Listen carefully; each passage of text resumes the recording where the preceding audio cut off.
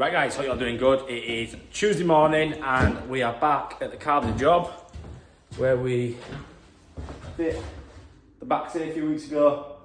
See this day, the electricians work there. That is shocking. I won't be putting my name to that. So, as you can see, one kitchen has been fit and utility all fit. So today our main objective is to get the radiator there and over there done, and then if we get a chance we're going to start piping up the sinks. We've got an outside tap to run, put in there, outside tap to put in at the front, all the waste to do, and waste to run on the outside. So plenty for us to do. This is a first for me. I've got a dryer that's on a drain. Never come across one of them before. So it's got this silly connection at the end, which I'm not sure if that would fit into a trap teat. So I'm going to get a double teat and see if it does. If not, I'll probably just pop it into a hockey stick and do it that way. So there's enough room at the back of there for a hockey stick on the left hand side. So yeah, plenty to do. So we'll get our radiators fit, cut the floors up, drain it, dump the water underneath the floors. People might moan that I'm doing that, but it's fine. There's no electrics on the floor, so it's not going to do any damage.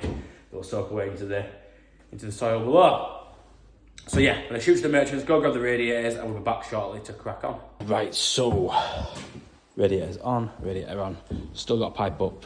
But what I do when I'm fitting more than one radiator is, well, especially a situation like this, get the radiator on, get the radiator on, get the radiator on, and then we'll make our valves up, get our pipes through the floor on all three radiators. Then we'll go around, cut our holes, pipe up, basically, so you get the gist.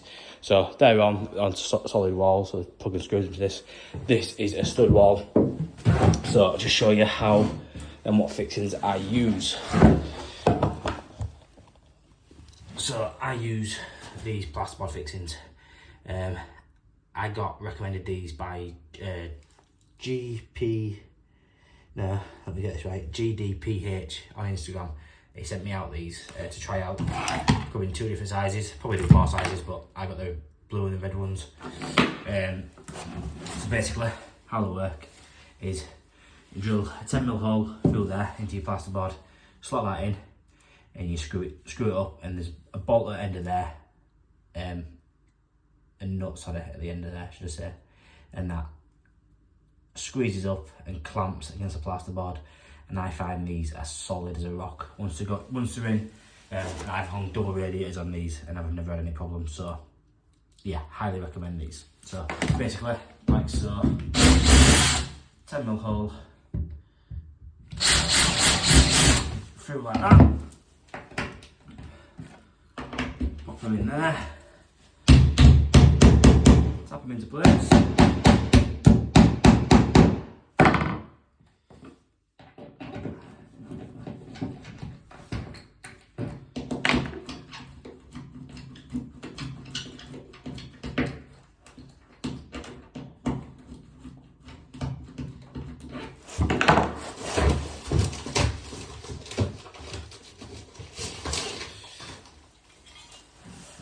This is a single radiator, so we're putting it on the smaller side so it stands off the wall a bit more. So, I go in.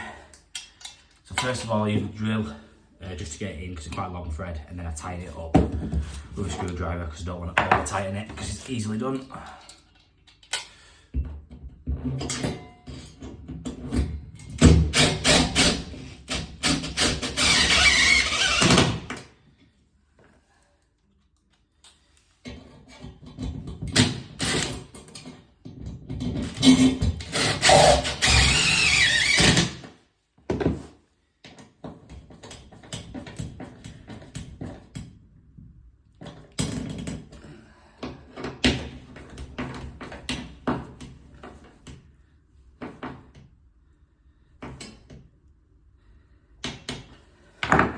Yeah, easy as that. no messing around, putting lugs out and putting fishes in and stuff like that. It's pretty straightforward, to be fair. So yeah, highly recommend that. If I remember the title from what they're called, I'll put it in the description below. So we got our plastic lugs on there, put the radiator on, and then we can move over to fitting our valves. So we've got EPH thermostats and lock shields set on this one. We're putting a primer floor drain off because it's near a door and there's no drainage on the system, so that'll be ideal for draining the system down in the future. So yeah, I've moved over to EPH valves now. They are great and very reasonably priced. So yeah, we'll crack on and get this all piped up and I will catch up with you shortly. Just when you think it's going nice and going in nicely, you move to the next radiator. Guess what I did? You see the pipe? Drill through plastic pipe down there. What an idiot. I thought it was further over this way. Honestly. Right, well at least my pipe's underneath exactly where I need to be. I just put a T going straight up and the system's drained down. So, but made the customer aware, sprayed up, even hit the ceiling. I got a face full of it, I'm a bit wet. So yeah, we'll get that caught up and repaired, and yeah, what an idiot. That's absolute idiot. Well and truly demolished that. I didn't even pinhole it. I was very close to the T as well. I don't think I've damaged the T, but yeah. So we'll just put a socket on there, and then I think we've got enough room to put T in there, and then elbow onto the end of the T, and straight up to the copper. I need to be careful when I do that one. Oh dear, these things happen. We live and we learn. Right, so I'm just making my tails up now. Probably told you a million times about how I make mine up, but Loctite 55. I use this on standard radiators. People keep asking me why I don't use the PTFE, liquid PTFE anymore. I just save that for designing reds. It looks a bit better, I think. So I put 10 wraps of this round. 2, 3, 4, 5, 6, 7, 8, 9, 10. And then I just give a dosing of V2 Plus. Not too much. Just enough.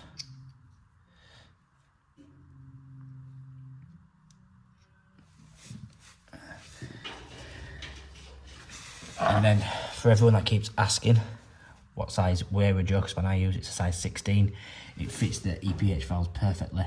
However, it doesn't fit all valves, so you will need to get a 17 as well, which will do other tails. But yeah, wearer 16mm jog spanner, perfect for this.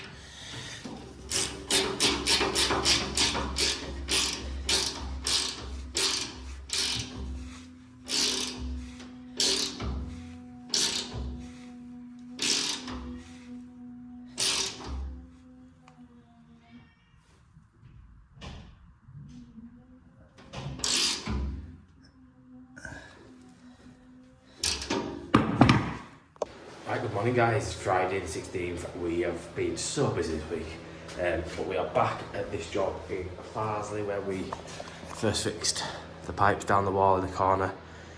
It ended up being a concrete floor, so we've had to bring the pipes out of the wall. Remember, we've drilled it through the heater. This is the old garage. It's been converted into a bit of a playroom / bedroom, I think eventually. So we're fitting the radiator. We've also got another radiator to fit, and then obviously connect upstairs inside that bedroom.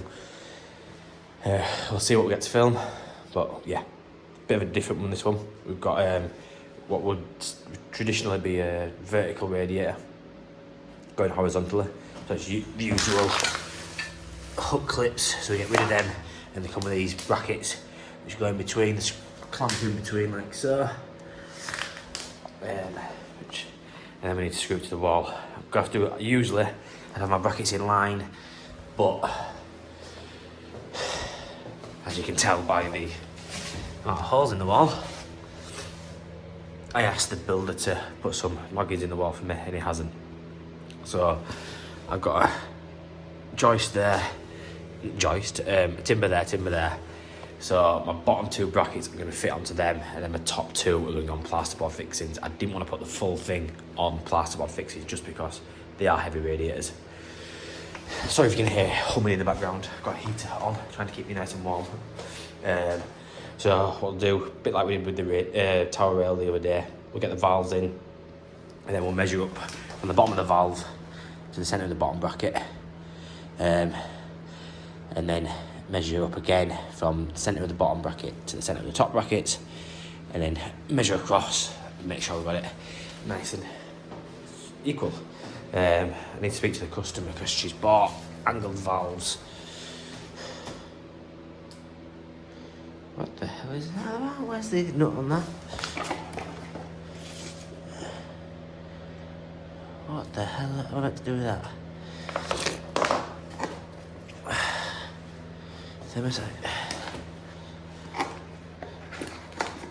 Right. So it comes with a female thread on there. So I'm going to need to do something with that. Either that or get some different valves, because I don't think they're going to work for the pipework we've got coming out of the wall. They're for more like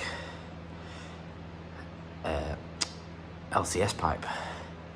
Unless we put a compression to male on there. Because it's not even got a beveled edge for an olive. Strange. Right, I'll get these made up and get it hung on the wall.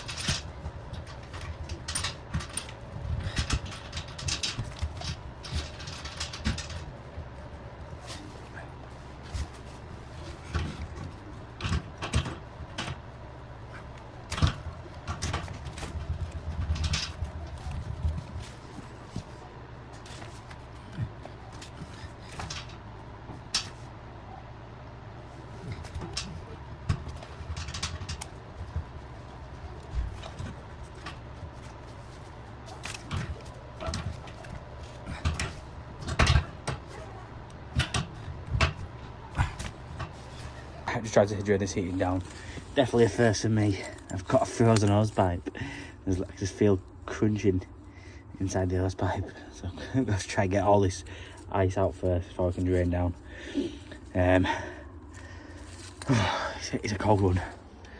It's -6 today in Leeds. It's that cold, you can't even snore. Can you hear that? What a pain this is. Note to self, make sure you empty your hose next time. So we're just upstairs, found our pipes that we put in. So this is existing. I didn't realise there was another T there.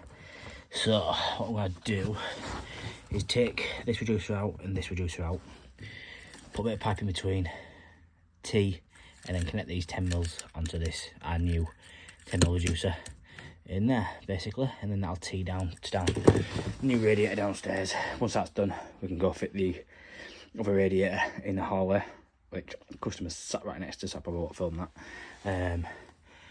So yeah, I'll get this chopped into place. That's all done, all teed in. We ended up changing them tees as well, just because once we took it apart there were a couple of washers that didn't look rather good. I thought while we're doing it, we'll change them at the same time. We kept the old 10mm reducers and just gone in. I've used all the correct inserts for the correct pipework, but you can use different fittings on different pipework before anyone pulls it. It's not the best, but it does the job, and it's what I've got in the van. So yeah, and this is the first time, I thought it was Hep2O, but it's not, it is Polymax. It's the first time I've seen that on a new build site. So yeah, that's all done. So we can go fit the radiator downstairs and then we can get it all filled up and tested. Right guys, all done, dusted. The radiator is over there. I won't put that on because customer's just around the corner. So yeah, all done. Decided to go with the valves facing forward, which I prefer the teddy bear. I call them teddy bear valves. Ones where they go back in basically. But yeah, job's a good one.